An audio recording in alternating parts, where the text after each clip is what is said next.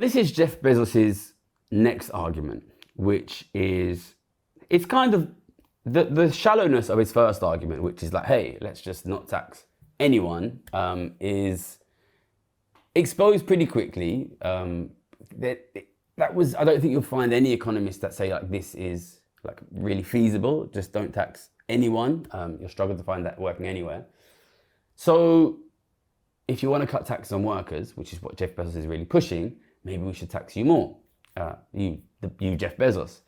And then Jeff Bezos again throws the ball away. It's another distraction, which is like, no, actually, the real problem is a spending problem. And he uses this term, which he uses, I think he uses it 7 times in the whole interview, which is skills.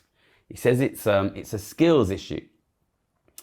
And now he's moved the argument on to something which is, at least in theory, more economically feasible.